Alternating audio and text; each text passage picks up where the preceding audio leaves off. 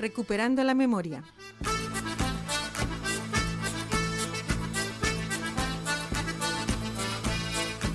Un programa para reclamar verdad, justicia y reparación para las víctimas del franquismo.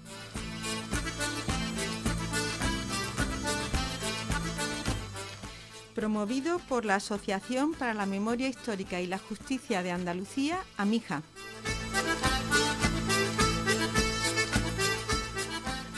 Hoy os saludamos en el control Samuel Luque y en los micrófonos María Luisa López y Rosa Varas.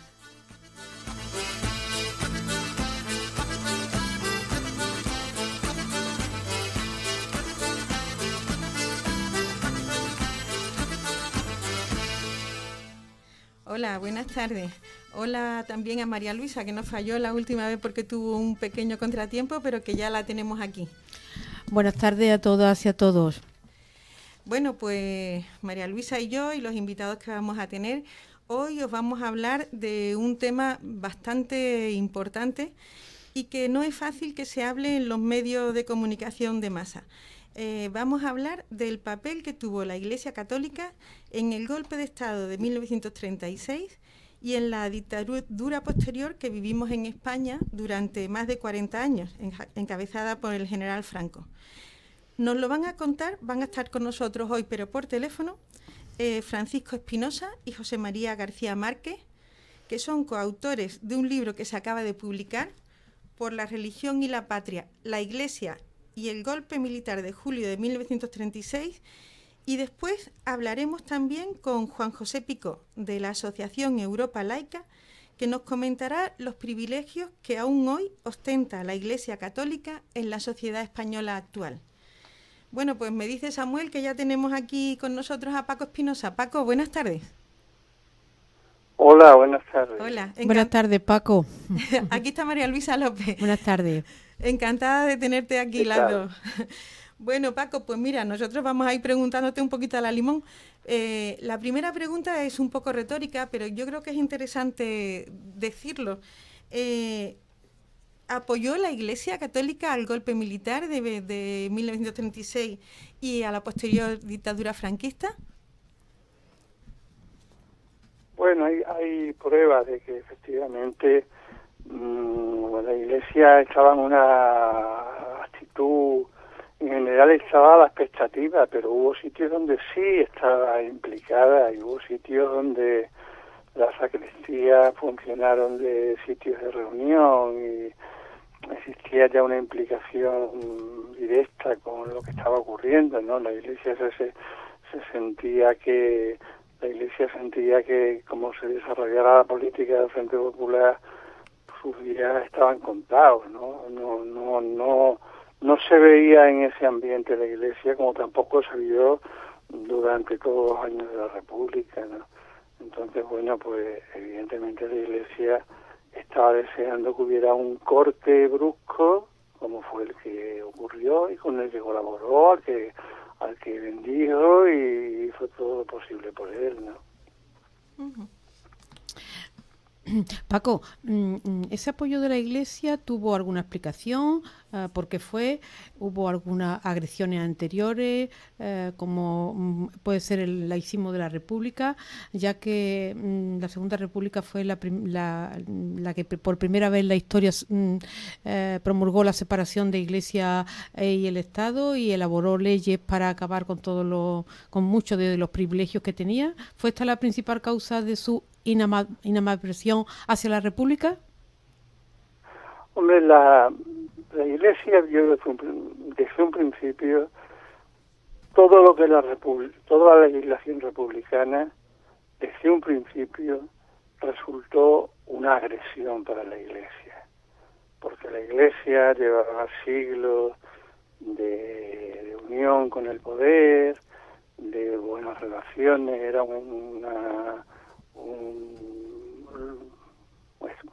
gozaba de un estatus privilegiado, tenía poder sobrado para hacer lo que le daba la gana, en fin, que era un organismo que no esperaba en modo alguno que se diese la posibilidad, simplemente la posibilidad de que un gobierno decidiese que España iba a ser un Estado confesional, ¿no? Es que era impensable, o sea, es que para la Iglesia eso del Estado confesional, como ahora todavía, pues resultaba algo impensable. ¿Cómo que era confesional?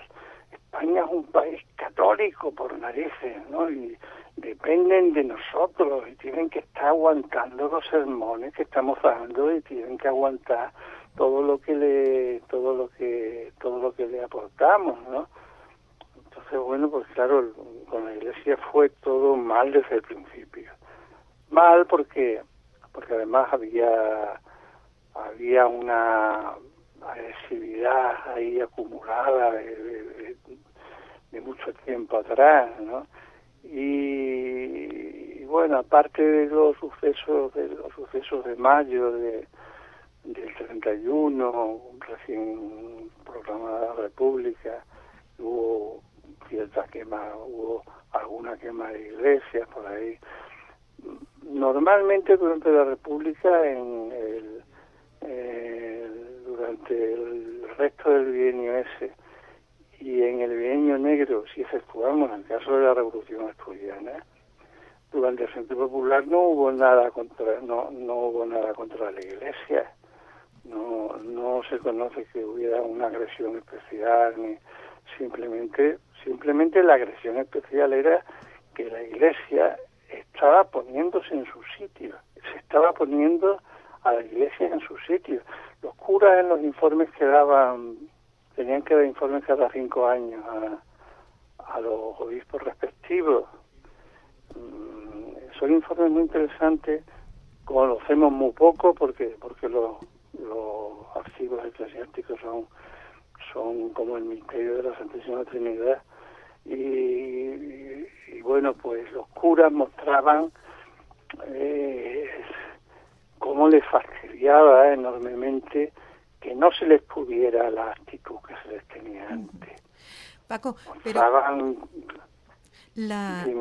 de todas maneras, la relación entre Iglesia y fascismo, no sé, es una cosa que históricamente está ahí, ¿no? O sea, cuando en lo que se lee muchas veces el fascismo, uno de sus elementos principales es la religión, más que incluso el tema racista, que dicen, bueno, en Alemania sí, pero los fascismos, los 3 grandes fascismos, diría yo, conocidos, aunque puede haber habido más casos, la Iglesia tiene una historia un poco, digamos, equívoca o ambigua, o quizá ni siquiera equívoca con el fascismo. Por ejemplo, en Italia, ¿no? Tienen acuerdos con Mussolini, se supone que, en fin, que hay una comunión. En cada país, Dime. En cada país es a su manera, porque, como tú has dicho, en el nazismo no tenía absolutamente nada que ver y además les repugnaba todo lo que tuviera que ver con la religión, ¿no? Ellos iban por otro lado.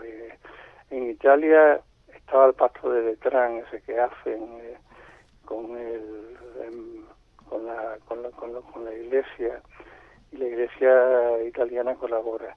Lo que pasa es que lo que ocurre en España es diferente, es simplemente que la Iglesia forma parte de todo el grupo ese, de todo el gran movimiento que se produce en contra de la República, ¿no? ¿Por qué? Porque la Iglesia tradicionalmente era un organismo totalmente reaccionario, lo había sido siempre, desde la Edad Media, había tenido un papel fundamental durante la Reconquista, se mantiene ese papel posteriormente a la conquista de América, se mantiene luego durante toda la época moderna. En el siglo XIX se produce un fenómeno que sí lo sufre, que fueron todas las desamortizaciones y todo eso, pero a cambio se le entrega la enseñanza que todavía tienen y se le da los presupuestos del Estado, que todavía también disponen. Con lo cual, bueno, por un lado se le quita la riqueza que tenían, que eran las tierras, los palacios, algunos de los palacios que tenían, pero por otro lado se le dan medios que ellos ni soñaron, ¿no? Entonces, bueno, pues la Iglesia española cabe calificarla como fascista porque efectivamente en aquel momento apoya el fascismo y además lo hace. En el libro hay numerosos ejemplos de casos concretos de curas que apoyan, que forman parte de aquello, de curas que se implican en aquello de una manera que no cabe duda plantearse si la Iglesia estuvo o no estuvo allí. La Iglesia estaba allí a todos los niveles, estaba confesando a los que iban a matar, estaba también dando informes terribles sobre los que pasaban por consejos de guerra, estaba también en los consejos locales que decidían quiénes tenían que ir al paredón, estaba también en los mismos grupos que iban a matar, formaba parte. También había curas con pistolas al cinto y disparaban, o sea, estuvo en todos los niveles. Y de todo eso, ¿no? Precisamente el origen del libro es toda la serie de trabajos locales que se produce en la década pasada y el observar, viendo libros de todo el país, ¿no? Lo que va ocurriendo en cada sitio, igual en Galicia que en Aragón, que en La Rioja, que en Badajoz, que en Andalucía, que donde sea, bueno, que en Castilla y León, ¿no? Ve el papel activo de la Iglesia en todo eso. También es cierto que era interesante señalar, y lo hemos hecho en la medida de las posibilidades, era importante señalar los curas que no colaboraron en eso, porque no todos los curas se prestaron al juego ese, no todos los curas fueron fascistas, sí. hubo curas que Paco, se negaron perdona, a entrar ahí, ¿no? Pero tengo entendido que es difícil acceder a los archivos donde está toda la documentación esa de los curas que fueron... Archivos no, los archivos, hubiera sido fundamental para un trabajo como el que hemos hecho, acceder a los archivos, que aquí hay uno en Sevilla, bueno, habrá uno en cada diócesis, de los expedientes personales. Hubiera sido muy interesante el poder ver expedientes personales de una serie de gente, ¿no? Pero no se pueden ver, y no se pueden ver. Lo curioso del caso es que son archivos que están mantenidos con presupuesto público, o sea, con dinero del que damos, y que se les ha permitido por sus privilegios y por pertenecer a quien pertenecen, se les ha permitido ordenarlos ellos mismos, cosa impensable, ¿no? El Cuerpo Nacional de Archiveros está para algo, ¿no? Entonces, bueno, pues si lo va a pagar el Estado, la ordenación de un archivo, tiene que ordenarlo el Estado y no permite que lo ordenen ellos, porque si lo ordenan ellos, pues evidentemente pueden hacer lo que les dé la gana con los papeles que les consideren incómodos, ¿no? Entonces, claro, pues no se han podido ver esos papeles, porque no te dejan verlos, no a todo el mundo, porque después hay algún trabajo hecho por gente, concretamente por uno cercano al Opus de Navarra, donde sí utiliza expedientes personales. Lo que pasa es que, claro, pues esta gente sabe a quién deja sus papeles, y como hacen lo que le da la gana, porque aquí a la Iglesia nadie le pone coto, ni nadie le pone nada, ni nadie se atreve con ella absolutamente a nada, ni antes, ni después, ni ahora, pues entonces, bueno, pues simplemente hacen lo que les apetece en cada momento, ¿no? Si uno va a pedir un documento, pues puede que lo haya, puede que no lo haya, depende de quién se actúe, y de lo que piensen, etcétera. Hay un ejemplo clásico. Ese documento que he dicho antes, que escribían los curas cada 5 años, era un documento muy interesante porque era la situación de la comunidad, del rebaño, por así decirlo, cada 5 años. Entonces hay un libro de un canónigo de aquí de Sevilla que escribe todos esos informes, los escribe en el 32 sobre Huelva, todos los pueblos de Huelva. bueno, pues el libro es interesantísimo por muchísimos conceptos, por lo que cuenta, en fin, por una serie de cosas. Es un verdadero informe policial. Político-social, El cura sí. sería cura. El cura sería cura, pero el informe que da es un informe de un espía y de un policía. Los periódicos de izquierda que hay, los sindicatos que hay, la gente que no se casa, la gente que, en fin... que va a misa, que no va a misa, que se bautiza. Que no va a misa, quién va a misa, quién no va a misa. Bueno, pues ese documento nunca ha vuelto a ser visto por nadie. De hecho, incluso una investigadora extranjera que vino a estudiar el tema y quiso verlo, como todos lo habíamos visto en el libro del Canónigo, que es un libro de los años 60, publicado por el CSIC, por un órgano del Opus, pues esta historiadora que se llama Frances Lannon, le dijeron que eso no estaba, no era un documento, que no lo tenían, que ese documento no lo van a tener, si lo ha usado aquí. Bueno, pues nadie lo ha visto ese documento, ni tampoco los otros informes quinquenales del 37, pues tampoco lo ha visto nadie, del anterior tampoco lo ha visto nadie. Solo se conoce ese porque lo usó el cura, si no, no se conocería, ¿no? Entonces, bueno, pues tenemos que andar, pues como hemos andado en este libro, a base de los testimonios, fundamentalmente provienen de fuente oral, de gente que cuenta lo que pasó en sus pueblos, en sus localidades, gente que ha pasado la historia del cura de generación en generación, y saben lo que pasó con el cura en cada sitio, ¿no? Entonces, bueno, pues de ahí sale toda la parte del libro relativa a la actitud que tuvieron los párrocos en tantos pueblos del suroeste español y en el resto de España también, porque es un libro general, no es un libro solo de la andaluza, ¿no? Mira, Paco. También, dime.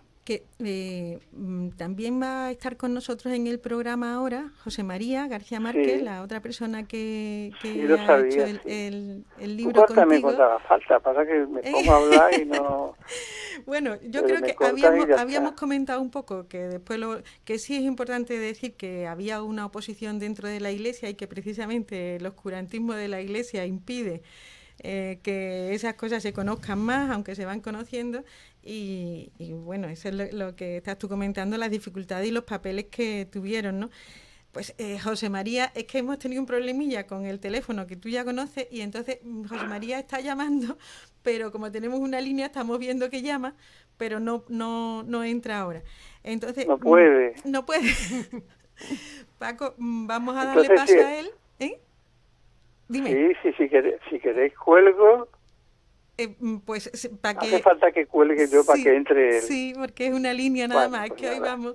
Paco, muchas gracias. No hay problema ninguno. Venga, ya hablamos de todo lo que se puede hablar contigo, hablamos en otras ocasiones. Ya hemos hablado contigo una vez del tema de los archivos. Rosa, no hay problema. Y ahora tenemos la ley de transparencia ahí, que también tiene mucho que tratar con los archivos. Paco, y enhorabuena por el libro, a los dos. Sí. Que aquí las dos no lo hemos leído, lo estamos recomendando a todo el mundo porque ya hacía falta un libro sobre este tema. Venga. Pues muchas gracias. Y ahora seguiremos hablando. Y dejo con gusto el paso a José María. Venga, muchas gracias, Paco. Hasta pronto. Adiós, Paco. Adiós, hasta pronto. Bueno, pues ahora no sabemos si está llamando José María. Ahora mismo no, claro. Podemos hablar de la agenda, María Luisa, la vamos a meter hoy, que estamos aquí haciendo este apaño con los problemas técnicos. Vale, pues vamos con la agenda.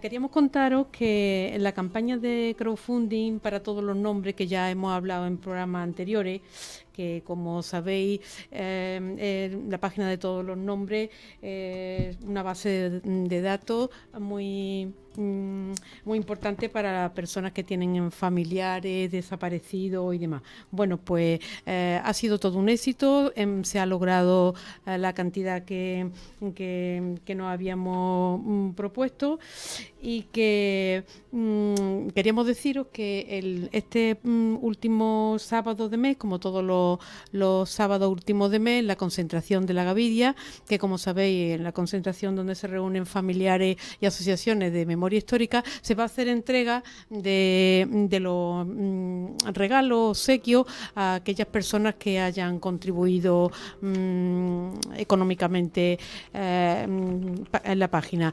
Las recompensas serán libros, chapas, pin, pero como en Sevilla, solamente para los de la provincia de Sevilla, que lo sepáis, que lo podéis recoger.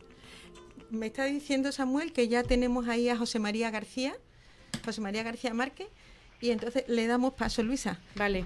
José María, ¿qué tal? Buenas tardes. ¿Qué tal? Buenas tardes. Buenas tardes, José María. Bienvenido.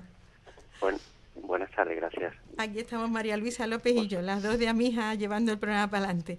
Bueno, pues yo no sé si has oído, José María, la intervención de Paco, que nos hemos centrado un poco, aunque nos hemos ido también al tema de archivo, en fin, hay tantísimas cosas que hablar y Paco tiene tantos temas que contar, pero podríamos seguir un poco hablando, ya dijimos, la influencia de la Iglesia, o la participación de la Iglesia en el golpe y por qué. Y podríamos centrarnos ahora un poquito en la época de la dictadura, que hay ahí toda una evolución.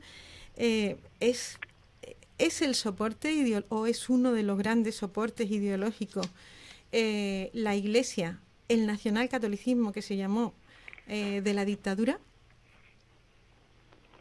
Pues sí, sin duda, sobre todo en su primera etapa. De hecho, el nacionalcatolicismo, como se le suele llamar, pues quizá no sea más que el catolicismo franquista, o sea, la identificación de la Iglesia con el Estado totalitario, ¿no?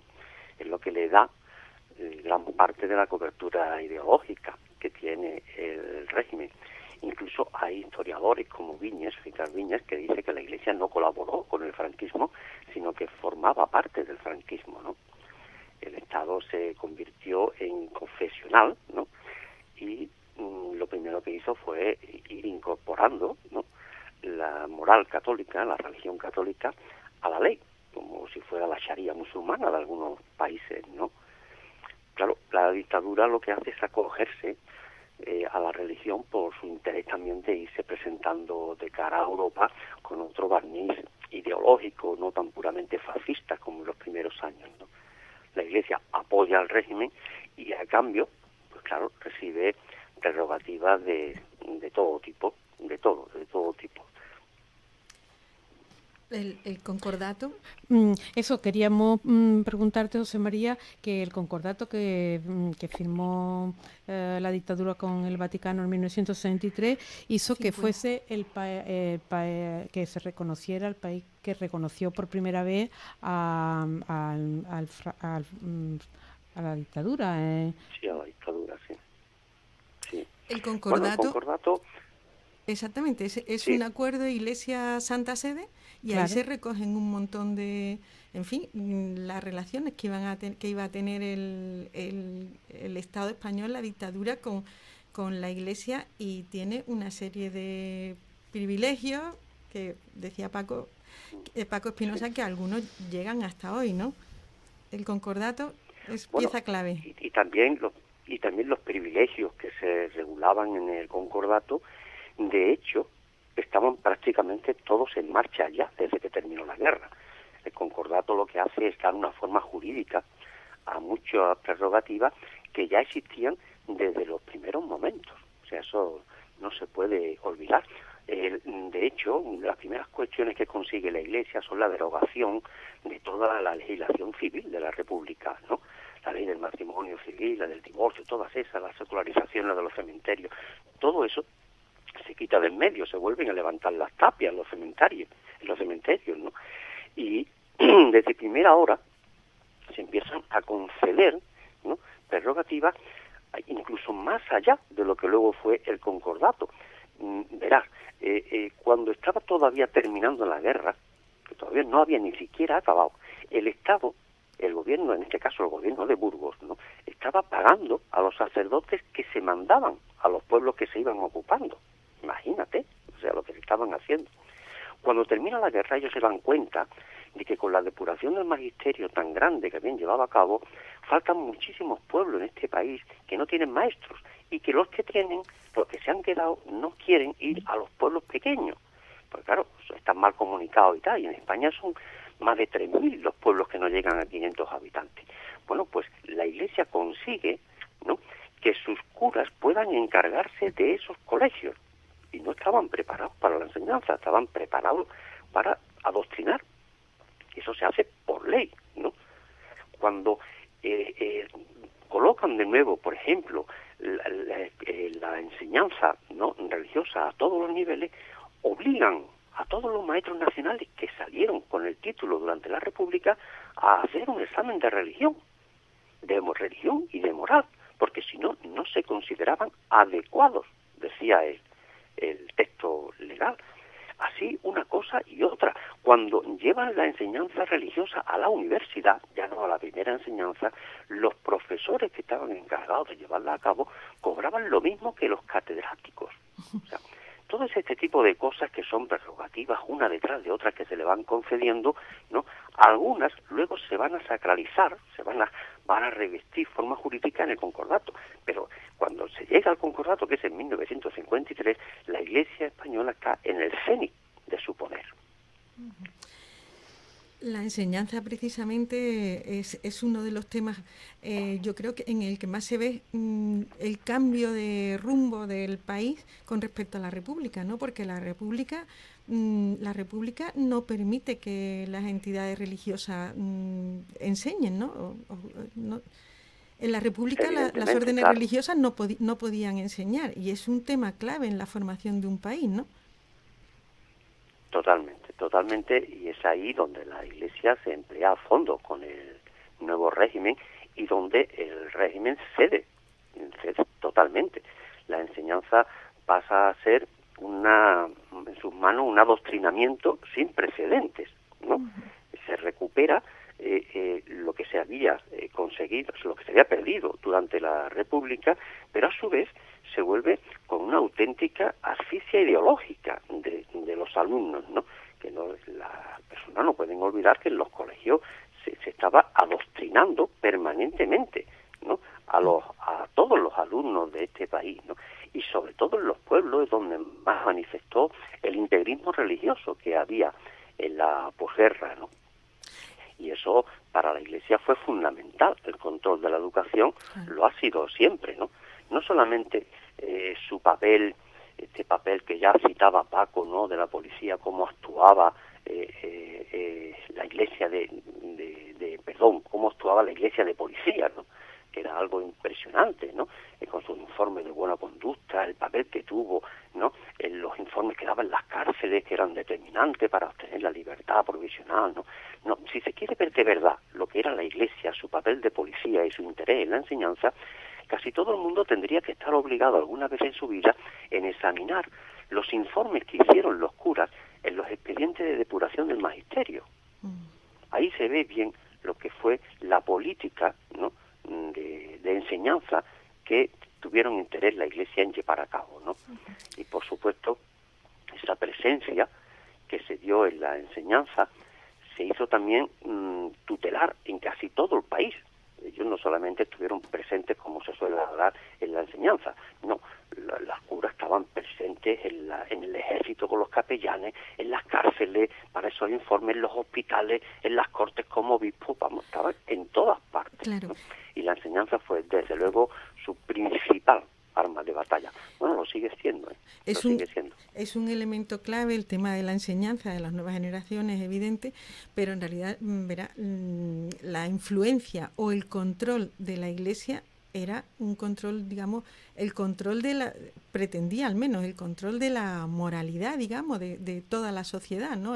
Claro. La sociedad se regía según los criterios de la Iglesia en temas como, por ejemplo, el divorcio o como, por ejemplo, la censura, Claro. ya hoy se hacen chistes incluso de la censura, la necesidad de los certificados de buenas conductas. O sea, es decir, la Iglesia era como la que se arrogaba y se le daba el papel de la moralidad del país, ¿no?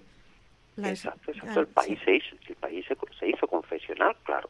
Y eso también fue lo que vino a sacralizar el concordato. El concordato pues le facultaba para la censura de los libros, de la música, de las películas, de todo, ¿no? El concordato les dio autorización para constituir las universidades que quisieran.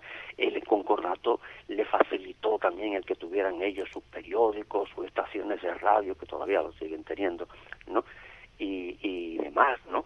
No tenían que ir al servicio militar, yo qué sé, la policía no podía entrar a las iglesias, ¿no? Los delitos de la iglesia los juzgaba la iglesia. Ese tipo de prerrogativas que le dio el concordato, lo que hizo fue sencillamente ceder, ¿no? Ceder a la iglesia. Fue un acuerdo entre ellos, y la iglesia pues tuvo un poder omnímodo que le permitió llevar su moral a todas las facetas de la vida cotidiana, a todas. La iglesia controlaba los nacimientos, la iglesia controlaba los matrimonios, la iglesia controlaba los funerales, todo, sí, absolutamente la vida entera. todo Pero, estaba controlado por la iglesia. José María, pero dentro de la iglesia ¿Sí? también hubo una oposición, ¿no? Porque sabemos que hubo cura fusilado, Claro. encarcelado, cárceles de cura. ¿Nos puede...? Claro. Por supuesto, cuando hablamos de la iglesia hablamos fundamentalmente de la jerarquía eclesiástica, ¿no? Sobre todo. Pero por supuesto que hubo otra iglesia y hubo otros curas que también no mantuvieron esa actitud tan integrista, e incluso muchos de ellos apoyaron abiertamente a la República, ¿no? Hace poco se han publicado ya trabajos concretos sobre José Manuel Gallego, ¿no? El andaluz, López Dóriga, García Morales, todos estos acabaron en el exilio, ¿no? O Francisco González, el cura de Mijas, que mataron, a Matías Usero, también el gallego, también lo mataron, o ¿cómo se llamaba? Mendoza, Manuel Ramón Mendoza, el cura párroco de la Mamola de Granada, murió combatiendo en el ejército republicano. Esos son casos uno tras otro que se van conociendo. En el País Vasco, hasta ahora, los últimos datos hablan de 16 curas fusilados, pero no solamente fusilaron a 16 curas allí, fueron casi 300 los que detuvieron y más de 1000 los que trasladaron de diócesis. Es decir, que hubo otra iglesia, hubo otro cura, como decía Paco, hay casos que hemos querido reflejar en este libro, ¿no? Y eso continuó así también durante la dictadura. Vosotros recordaréis cómo se creó la cárcel de Zamora, que se le llamaba la cárcel concorditaria, ¿no? Como si fuera la cárcel del concordato, ¿no? Bueno, pues en los últimos 3 años de la dictadura pasaron por allí 120 curas detenidos. Eso quiere decir que había otra iglesia. Y no hablamos de lo que fueron las asociaciones cristianas, ¿no? Y los movimientos obreros cristianos, ¿no? Que tuvieron un peso indiscutible en los últimos años de la dictadura y en la transición. De hecho, se produjo, también lo conoceréis, ¿no? Por una disociación seria y grave entre la base, una gran parte de la base de la iglesia, de la jerarquía, porque la iglesia estaba a punto de explosionar, estaba en una situación lamentable. Los seminarios tuvieron que cerrarlos casi todos. En el sur llegó un momento que solamente quedó un seminarista, imaginaros, ¿no? La iglesia estaba en crisis, ¿no? Y os adaptaba al nuevo tiempo o iba a desaparecer con la dictadura. Yo no digo la religión, digo la iglesia tal y como la conocíamos, ¿no? Pero sí, por supuesto que hubo otra iglesia. Pues, José María, es que tenemos problemas con los teléfonos y no podemos, o sea, para que entre otra persona, que ahora también queríamos que nos hablaran de la situación actual, una persona pues de Europa laica. Pues yo haré como Paco, yo me presto a... Es que necesitamos muchísimo tiempo para problemas. hablar con vosotros, porque si no, siempre salen muchísimos temas. Pues nada. Bueno, vamos, te damos las gracias. Muchísimas siempre. Gracias, enhorabuena por el libro. Vamos a recordar el Gracias, libro porque yo creo que todos los que estamos en el movimiento de memoria histórica tenemos interés en que estas verdades se difundan. El libro que acabáis de publicar, Paco y tú, se llama Por la religión y la patria, la iglesia y el golpe militar de julio de 1936. Creo que es en la editorial Crítica, ¿no? Sí, Crítica. Exactamente. Bueno, pues nos vemos en otro momento, José María. Hay muchísimos temas que tratar. De acuerdo. Muchísimas gracias. Muchísimas gracias. Hasta luego. Adiós. Bueno, pues estábamos diciendo que ahora lo que vamos a tratar, aunque vamos así dando un poquito como pincelada, es cuál es la situación actual al cabo de casi 40 años de haber acabado la dictadura en la sociedad española y qué papel sigue teniendo la Iglesia, ostenta la Iglesia. Para eso vamos a hablar con Juan José Picó, de Europa Laica. Todavía no lo tenemos, entonces lo que vamos a hacer es poner una canción que se llama El poder del dinero. Es una canción muy curiosa porque es letra de Juan Ruiz, arcipreste de Hita, del siglo XIV. Está musicada y cantada por Paco Ibáñez. Es muy breve y es curiosa. Hace mucho el dinero, mucho se la da amar, al torpe hace discreto y hombre de respetar, hace correr al cojo y al mudo le hace hablar, quien no tiene dinero no es de sí señor.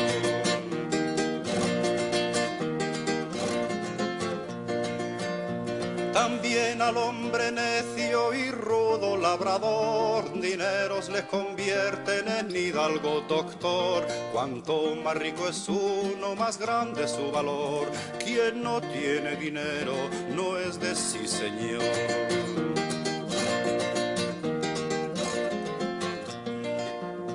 Y si tienes dinero tendrás consolación, placeres y alegrías y del Papa ración.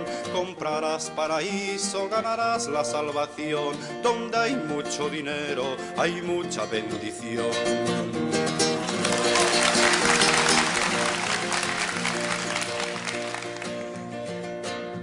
Él crea los priores, los obispos, los abades, arzobispos, doctores, patriarcas, potestades. A los clérigos necios da muchas dignidades. De verdad hace mentiras, de mentiras hace verdades.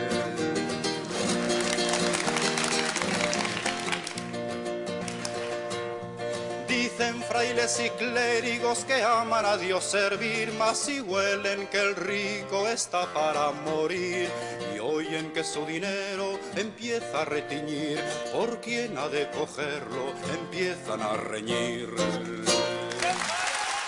Bueno, pues esta es la canción El poder del dinero, que ya hemos dicho del arcipreste de Hita es la letra, o sea, desde hace más de 700 años. Y podríamos decir que poco ha cambiado la humanidad en este tiempo y que poco ha cambiado también la Iglesia. El poder del dinero sigue siendo casi omnímodo.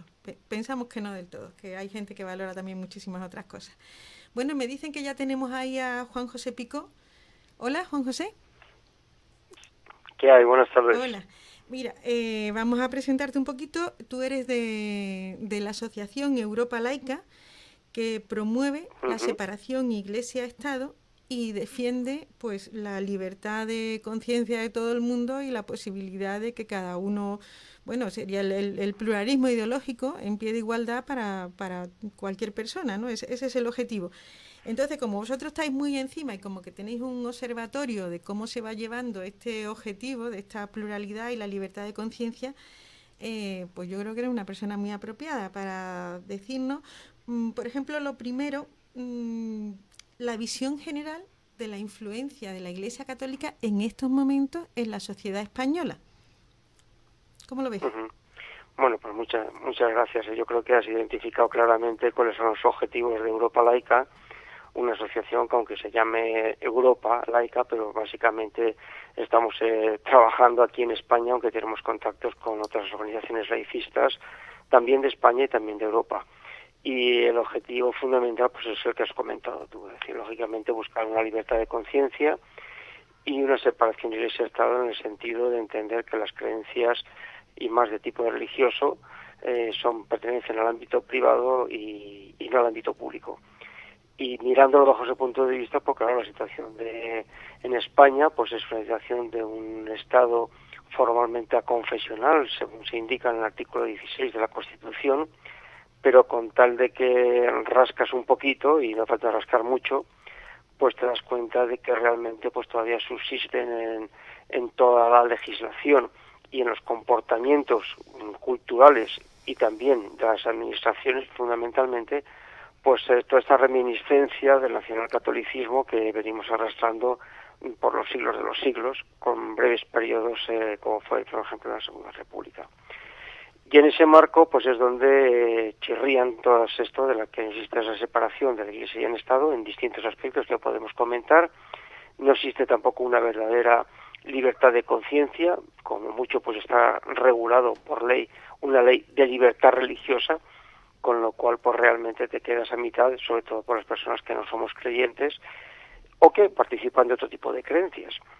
Y claro, pues todo esto pues redunda en determinados aspectos de la legislación, en la financiación, en la educación, en el simbolismo, que realmente pues hacen que la igualdad esa que se predica pues que no sea realmente efectiva, o en todo caso que queda muchísimo por mejorar.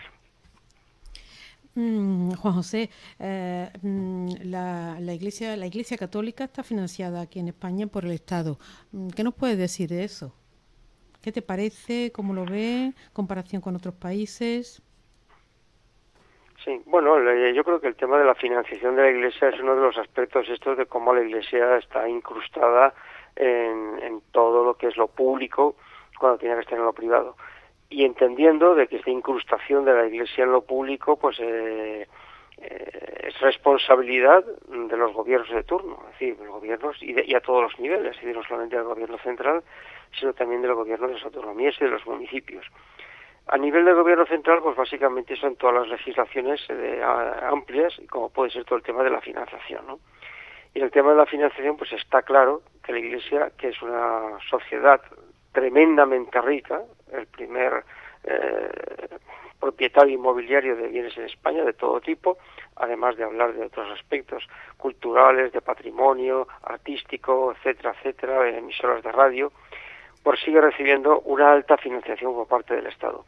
Con este beneplácito de que todos los españoles, seamos católicos o no seamos católicos o de otras creencias, pues estamos financiando a través de distintas vías el funcionamiento de la Iglesia Católica. Aparte, repito, de los propios recursos que la propia Iglesia obtiene por sí mismos, que no son pocos, repito, porque es un lobby económico. Me parece que el más conocido es el tema... Dime, no, sí, sigue. No, porque yo creo que he leído en algún sitio que la Iglesia en el último año puede haber recibido entre las exenciones y el dinero efectivo que recibe unos 10.000 millones de euros. ¿Sí? Sí, nosotros como Europa Laica, y pese a la falta de transparencia y el oscurantismo que existe en este aspecto, tenemos identificados que un mínimo de unos 10.000 millones de euros entre financiación directa y distintos tipos de exención, y también lo que deja de ingresar el erario público por distintas excepciones que son realmente privilegios, más o menos es lo que tenemos estimado, del orden de unos 10.000 millones de euros al año. De esta parte, la parte más conocida, que yo creo que todos los ciudadanos lo conocen porque la sufren en la declaración de la renta, es la famosa X, que está en los impresos y que se puede voluntariamente apuntar ahí, y que por esa vía pues la Iglesia recibe directamente de unos 250 millones de euros cada año. Claro, esto comparado con los 10.000 millones, dice, ¿por dónde están los demás? Dice, pues que claro, es que los demás pues tienen, repito, otras vías. Esto del IRPF proviene de estos acuerdos que hay entre el Estado español y el Vaticano de 1979, unos acuerdos que nosotros estimamos que son claramente preconstitucionales y por lo tanto de dudosa legitimidad e incluso legalidad internacional. Pero es que también existe, pues repito, pues muchas cosas que no son conocidas. Por ejemplo, pues entender que, por ejemplo, todos los centros de diario católico de la privada concertada pues pueden recibir de unos 4.600 millones de euros al año, que toda la obra y asistencial de la Iglesia, que tanto se vanagloria de llevar a cabo y que nosotros, bajo el punto de vista humano, no tenemos nada que decir, pero sí que decimos que, lógicamente, esto en parte y en una gran parte se está haciendo con dinero público cuando tenía que ser una responsabilidad del Estado. Pues esos son del orden de unos 1.800 millones, unos 800 en ambulatorios, el mantenimiento del patrimonio artístico e inmobiliario de la Iglesia, pues del orden de unos 600 millones de euros al año, pese a que después para entrar en determinados museos, en determinadas catedrales, en determinadas bibliotecas, pues hay que pagar un canon. En fin, realmente es un poco oneroso todo esto, por no hablar, repito, de todas las exenciones fiscales y administrativas el capítulo más novedoso es el tema del IBI, que no es un beneficio exclusivo de la Iglesia, pero también, y sobre todo si mencionamos desde Europa Laica el tema del IBI de la Iglesia, repito, no es porque sea el único de ellos, sino precisamente porque al ser el mayor propietario de inmobiliario de España es donde tiene la mayor privilegio en ese aspecto, del orden de unos 700 millones de euros que se dejan de ingresar al erario público por esa excepción que tiene por los acuerdos con la Santa Sede. Por no hablar sobre el tema del impuesto sobre el patrimonio, no paga por el impuesto de obras, no paga por el impuesto de sociedades, no paga por el tema de las donaciones, en fin, y todo eso pues hace la friolera de otros 1.000 millones, en fin, sumando todo esto, cifras que se pueden encontrar en nuestra página de Internet, en nuestros análisis que todos los años publicamos estas cifras con un documento explicativo, pues hacer esta friolera, ya repito, de más de 10.000 millones al año. Efectivamente.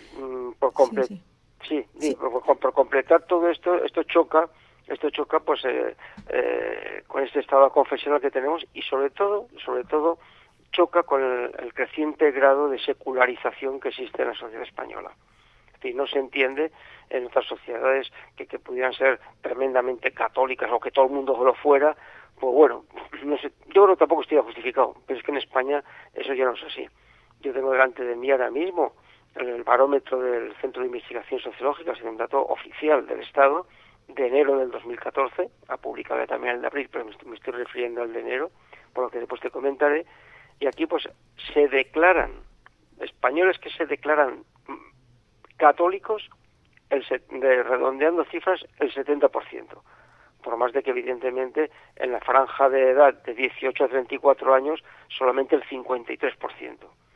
Pero claro, si se indaga un poco más en la siguiente pregunta que hace el barómetro del CIS, dice, bueno, pero ¿y todos estos católicos cuáles de verdad practican? O dicho al revés, ¿cuáles casi nunca practican la religión católica? Y dice, pues de orden de un 60%. De este 70%, un 60% ni lo practica. Con lo cual son estos católicos que se dicen que sí, soy católico porque me bautizaron y tal.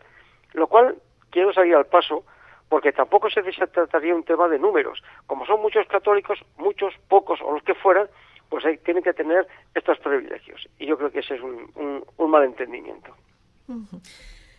Todo esto que estamos hablando, efectivamente, yo quería también hablar el tema de cómo la sociedad española va un poco por delante en un proceso de secularización que después sigue sin reflejarse en lo que es, digamos, la normativa con respecto a la Iglesia, lo que tú decías, los acuerdos.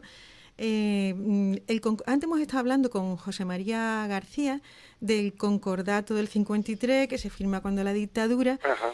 Ese concordato, en realidad dicen sigue vigente porque está sin derogar, pero hubo una serie de acuerdos después que modificaron muchísimo el contenido del concordato. Y uno era lo de los temas económicos que tú estabas citando, la exención del IBI. Has dicho que la Iglesia es el primer propietario inmobiliario de España, ¿no? No sé sí, lo es. Así estamos perdiendo mucho dinero cuando no paga el IBI, claro. Bueno, claro, cuando a la Iglesia se le ha planteado esto, la Iglesia dice, bueno, yo por lo menos lo he oído así alguna vez, los acuerdos no son preconstitucionales porque están firmados después de la Constitución, pero los 4 acuerdos son 5 días más tarde de la entrada en vigor de la Constitución.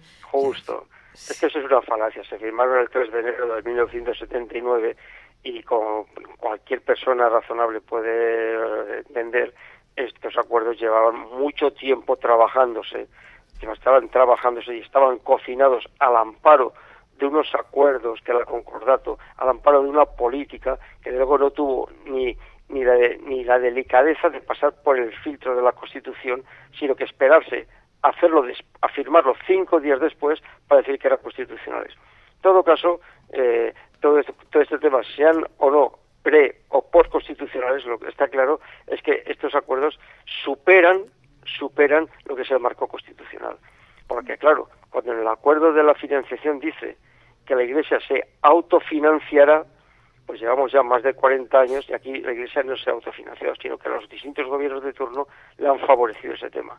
Cuando en esos acuerdos se dice que la enseñanza de la religión cristiana formará parte de la ética de la enseñanza pública, ya no solamente de la enseñanza privada que pudiera existir, enseñanza pública, pues realmente es que eso choca contra cualquier elemento mínimamente democrático y de libertad y de igualdad. Y choca, evidentemente, como comentabas, sobre el tema de la secularización. Yo tengo, por ejemplo, fíjate, esto que te comentaba, esta evolución del barómetro del CIS, en los últimos 7 años, de 2007 al 2014, las personas que se declaraban católicas han bajado un 5%, las personas que casi nunca practican, pese a declararse católicas, ha aumentado un 11%. Esto es, en la juventud, es brutalmente superior estos porcentajes en el tema de una disminución de otro tal. Entonces, yo creo que hay que romper esta dinámica de hablar de que cuando se habla por creencias, siempre todo el mundo entendemos que son creencias religiosas. Cuando se habla de libertad religiosa, hay que empezar a hablar de libertad de conciencia, y en la libertad de conciencia entra la libertad de pensamiento, y en la libertad de pensamiento entran las ideologías o las no ideologías, pero no necesariamente religiosas. Yo creo que ese aspecto, estamos aquí muy atados por el tema de los acuerdos, unos acuerdos que la Iglesia también dice que son de rango internacional y por lo tanto no se pueden romper, pero como cualquier cosa son decisiones políticas. Mira. Y aquí en España pues ha faltado por todos los gobiernos y a todos los niveles voluntad política de hacerlo cumplir. No solamente en la financiación, sino en tema de ordenanzas y de todo. Ajá. Porque es que también a nivel municipal las actitudes, no hay ninguna legislación. Juanjo, mira, sí. Te voy a poner un ejemplo. Mira, perdona, porque ¿Dime? nos van quedando 3 minutos de programa. Es que hoy Muy vamos bien. un poquito. Entonces, yo sí quería un poquito para cerrar el tema. Ahora mismo estamos en un retroceso. Otra vez gente del PSOE que se presenta a Secretaría General empieza a volver a hablar de la denuncia o la petición de derogación del concordato. Pero la pregunta clave, Como siempre. ¿por qué estamos en esta situación? ¿Por qué la Iglesia sigue manteniendo esas prerrogativas que ya hemos dicho en la enseñanza, ahora más todavía en la enseñanza, en el tema económico? ¿Por qué? Porque nosotros desde Memoria Histórica decimos, nunca se desmontó la estructura, o sea, sí se ha tocado, pero la estructura general no ha habido quien se atreva a tocarla con respecto a los privilegios que tuvo durante la dictadura. Sigue siendo un ente bastante intocable. ¿Tú cómo lo ves?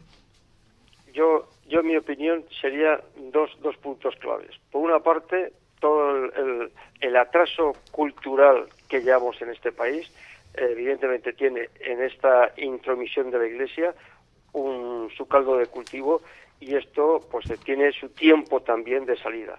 Y la segunda parte también, y eso lógicamente es un elemento, segunda parte es el tremendo poder económico que tiene la Iglesia, porque es un lobby económico.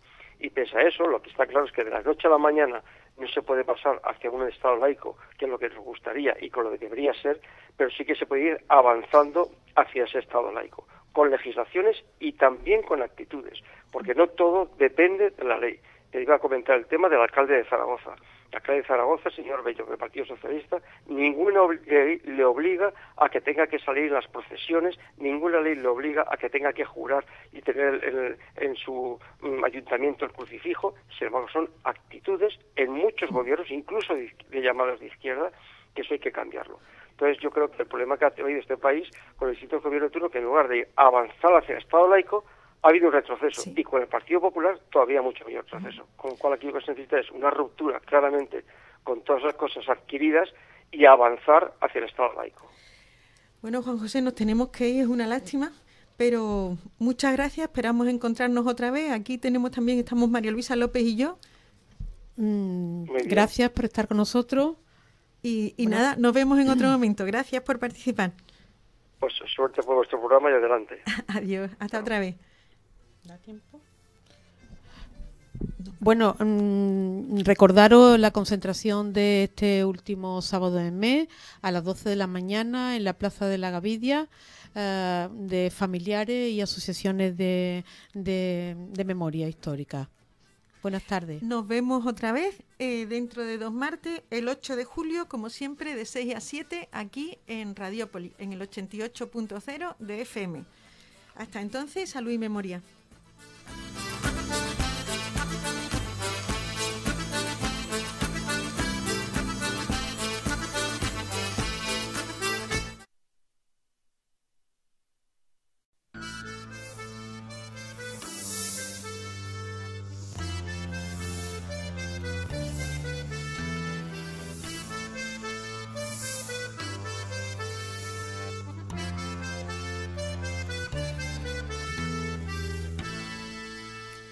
Recuperando la memoria.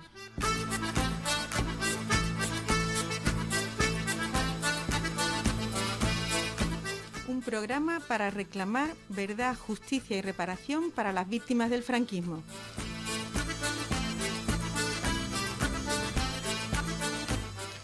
Promovido por la Asociación para la Memoria Histórica y la Justicia de Andalucía, AMIJA.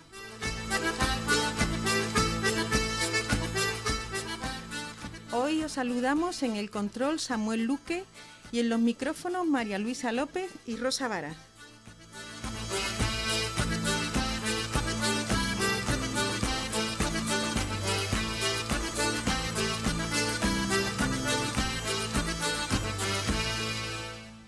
Hola, buenas tardes. Hola también a María Luisa, que nos falló la última vez porque tuvo un pequeño contratiempo, pero que ya la tenemos aquí. Buenas tardes a todas y a todos. Bueno, pues María Luisa y yo y los invitados que vamos a tener, hoy os vamos a hablar de un tema bastante importante y que no es fácil que se hable en los medios de comunicación de masa. Vamos a hablar del papel que tuvo la Iglesia Católica en el golpe de Estado de 1936 y en la dictadura posterior que vivimos en España durante más de 40 años, encabezada por el general Franco. Nos lo van a contar, van a estar con nosotros hoy, pero por teléfono, Francisco Espinosa y José María García Márquez, que son coautores de un libro que se acaba de publicar, Por la religión y la patria, la Iglesia y el golpe militar de julio de 1936, y después hablaremos también con Juan José Picó, de la Asociación Europa Laica, que nos comentará los privilegios que aún hoy ostenta la Iglesia Católica en la sociedad española actual. Bueno, pues me dice Samuel que ya tenemos aquí con nosotros a Paco Espinosa. Paco, buenas tardes. Hola, buenas tardes. Hola. Buenas tardes, Paco. Aquí está María Luisa López. Buenas tardes. Encantada de tenerte aquí, las dos. Bueno, Paco, pues mira, nosotros vamos a ir preguntándote un poquito a la limón. La primera pregunta es un poco retórica, pero yo creo que es interesante decirlo. ¿Apoyó la Iglesia Católica al golpe militar de 1936 y a la posterior dictadura franquista? Bueno, hay pruebas de que efectivamente la Iglesia estaba en una actitud, en general estaba a la expectativa, pero hubo sitios donde sí estaba implicada y hubo sitios donde las sacristías funcionaron de sitios de reunión y existía ya una implicación directa con lo que estaba ocurriendo, ¿no? La Iglesia sentía que como se desarrollara la política del Frente Popular, sus días estaban contados, ¿no? No se veía en ese ambiente la Iglesia, como tampoco se vio durante todos los años de la República, ¿no? Entonces, bueno, pues evidentemente la Iglesia estaba deseando que hubiera un corte brusco, como fue el que ocurrió y con el que colaboró, al que bendijo y hizo todo lo posible por él, ¿no? Uh-huh. Paco, ¿ese apoyo de la Iglesia tuvo alguna explicación? ¿Por qué fue? ¿Hubo algunas agresiones anteriores, como puede ser el laicismo de la República, ya que la Segunda República fue la que por primera vez en la historia promulgó la separación de Iglesia y el Estado y elaboró leyes para acabar con muchos de los privilegios que tenía? ¿Fue esta la principal causa de su inadversión hacia la República? Hombre, la Iglesia vio desde un principio todo lo que toda la legislación republicana, desde un principio resultó una agresión para la Iglesia, porque la Iglesia llevaba siglos de unión con el poder, de buenas relaciones, era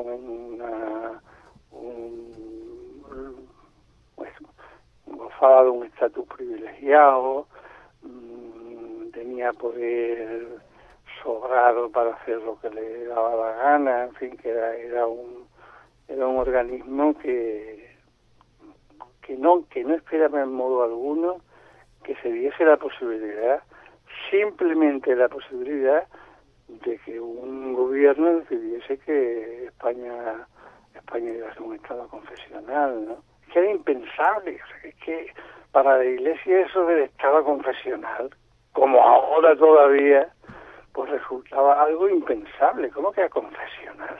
España es un país católico por narices, ¿no? Y dependen de nosotros y tienen que estar aguantando los sermones que estamos dando y tienen que aguantar todo lo que le aportamos, ¿no?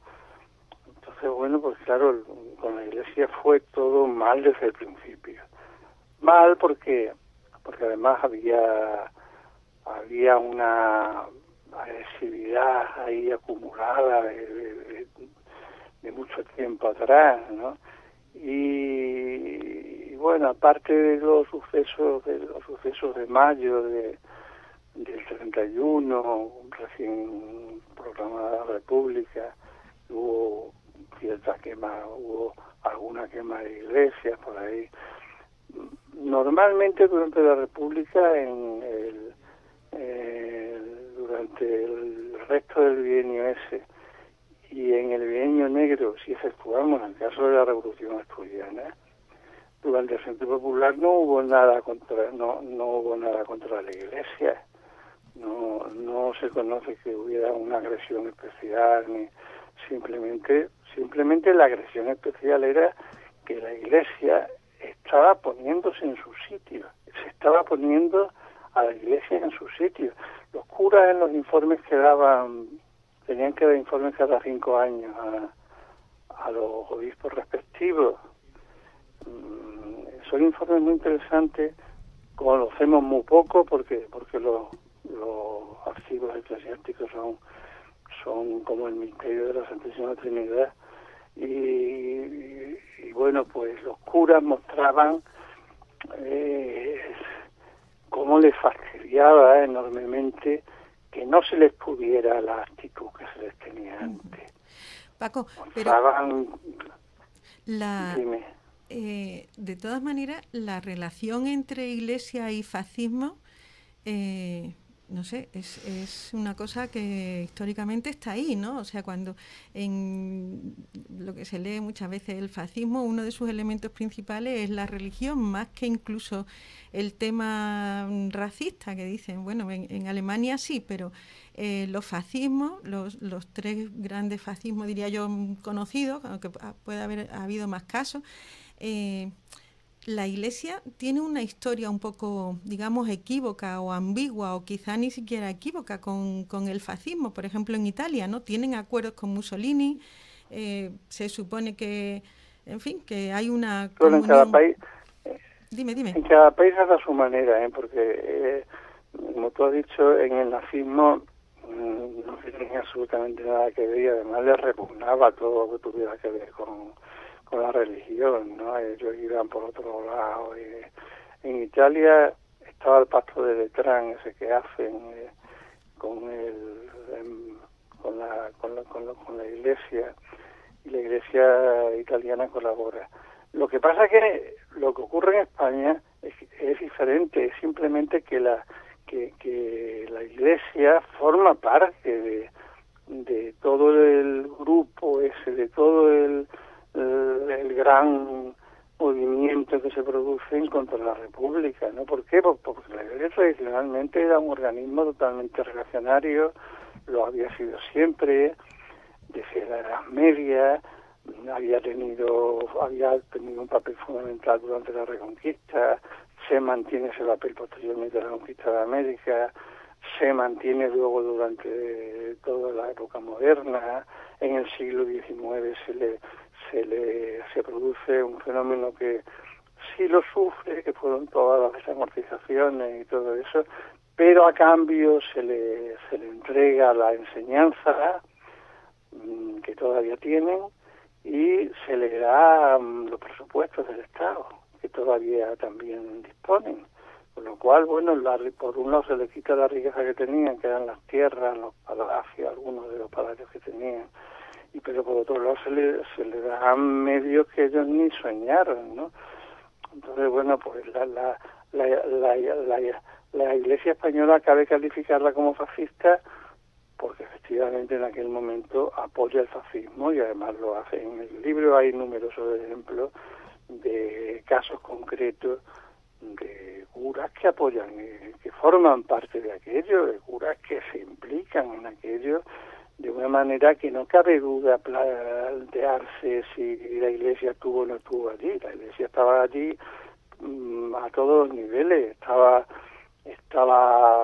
confesando a los que iban a matar, estaba también dando informes terribles sobre los que pasaban por consejos de guerra, estaba también en los consejos locales que decidían quiénes tenían que ir al paredón, estaba también en los mismos grupos que iban a matar, formaba parte. También había curas con pistola al cinto y disparaban, o sea, estuvo en todos los niveles. Y de todo eso, ¿no? Precisamente lo que en el libro es toda la serie de trabajos locales que se produce la década pasada y el observar, viendo libros de todo el país, ¿no?